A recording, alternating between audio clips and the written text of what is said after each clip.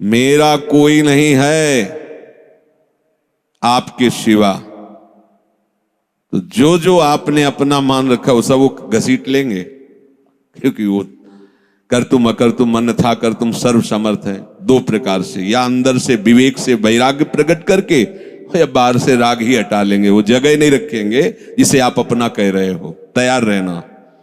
और यदि वास्तविक हृदय से ऐसी बात आ जाए तो उसी समय वो महात्मा हो गया। उसी समय करो सद्य, सद्य माने तत्काल, क्षिप्रम भवति धर्मात्मा, उसी समय बहुत जल्दी वो महात्मा बन जाता है। कितना सुंदर सिद्धांत है। रहो न कबहू कतहू कछु मेरो अपनो काम। अब अपने लिए कोई कार्य नहीं रह गया है। अपने लिए कितना कार्य था कि संसार में कोई हमारा न रह जाए। लोग रोते हैं इस बात का कि हमें संसार में कोई प्यार नहीं करता, कोई अपना नहीं। तो यही तो सिद्धि है। आओ इधर, हमारे मार्ग में ये लाभ है कि कोई हमें प्यार न करे। भर्तृहरि जी ने भगवान शंकर जब प्रसन्न हुए, प्रकट हुए, तो वरदान मांगा कि कभी कोई सम्मान से मुझे एक टुकड़ा भी न दे, क्योंकि ये सम्मान, ये प्यार प्रभु से विमुख कर देता है। देखो हम जी तुम्हारे बिना जी नहीं सकते, तुम चले गए तो मेरा क्या होगा। अब वो उसकी बात में ही समझो तुम्हें कितना प्यार कर रहा है। वो क्या कह रहा है? तुम चले गए तो मेरा क्या होगा। ये प्यार है। क्या सोच रहा है वो? मेरा क्या होगा। बस पकड़ लो, कोई तुम्हारा नहीं। कोई तुम्हें जो बहुत प्यार करता हो उसकी बात सुनना, उसमें आप अगर विवेक जागृत है तो उसमें गंध मिलेगी केवल स्वार्थ की, केवल स्वार्थ की।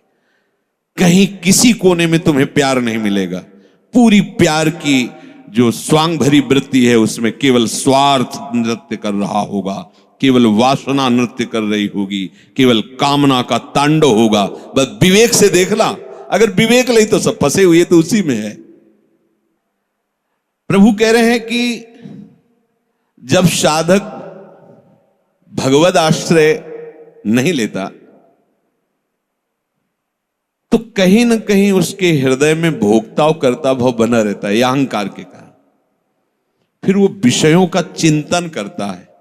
बहुत ध्यान देने योग्य बात है। विषयों का भोग तो बाद की बात है। हमारी दुर्गति का प्रधान कारण विषय चिंतन है। इसीलिए भगवान ने कहा है कि जो मेरा चिंतन करता है निरंतर, उसके लिए मैं सुलभ हो जाता हूं। अनन्य चेता सततम यो माम स्मरति नित्य साहा तस्याहम सुलभा पार्थ। मैं उसके लिए सुलभ हो जाता हूं। अब यहां ध्यान देना है कि विषय क्रिया नहीं हुई, लेकिन केवल चिंतन आपके हृदय को बर्बाद कर देगा। इसलिए कहा गया कि एक क्षण भी भगवत चिंतन छूटा तो हानि हो गई। ऐसे संस्कार गलत अंदर डाल देगा, वो जलाते रहेंगे। मन जो है ना, ऐसी स्थिति पैदा कर देगा कि ये ज्ञान विज्ञान आपकी समझ में ही नहीं आएगा। ध्यायतु विषयान पुंसः। प्रभु का आश्रय ना लेने के कारण, प्रभु के परायण ना होने के कारण, निरंतर भगवत चिंतन ना होने के कारण जो अंतर होता है वो विषय चिंतन होता है। ध्यान देना। दीर्घकाल निरंतर सत्कार सेवितो दृढ़ भूमि। जब दीर्घकाल तक निरंतर भगवत चिंतन का अभ्यास किया जाता है तो दृढ़ भूमि वो इतना पक्का हो जाता है कि फिर आप छोड़ना भी चाहो तो नहीं छोड़ सकते। जैसे विषयी पुरुष भले कहीं भागवतिक स्थान में भी बैठा हो पर वो अपना ही दृश्य देखेगा, अपना ही चिंतन करेगा। ऐसे भागवतिक पुरुष भले ही वो विषय प्रपंच में बैठा हो लेकिन वो अपना ही दृश्य देखेगा, अपना ही चिंतन करेगा। तो जो भगवत परायण नहीं होते, प्रभु का निरंतर चिंतन नहीं करते, उनका विषय चिंतन ही होता है। वो विषय चिंतन ही करता है ऐसा नहीं कह रहे। स्वाभाविक होता है विषय चिंतन उससे, क्योंकि भगवत परायण नहीं है, निरंतर भगवत भजन का अभ्यास नहीं किया तो होगा क्या? विषयों को भोगता रहा है। उसी कर्तृत्व भोक्तत्व भाव का चिंतन होता रहता है। ये बहुत खतरनाक स्थिति, प्रायः इसी स्थिति में पूरा संसार है। बैठे बैठे बस वही चल रहा है, ये किया वो करूंगा, ऐसा बना लिया वैसा बना लूंगा, अब इतना ऐसा हो जाए फिर वैसा हो, और ये सब का सोचते सोचते काल आ गया, मृत्यु, शरीर छूटा।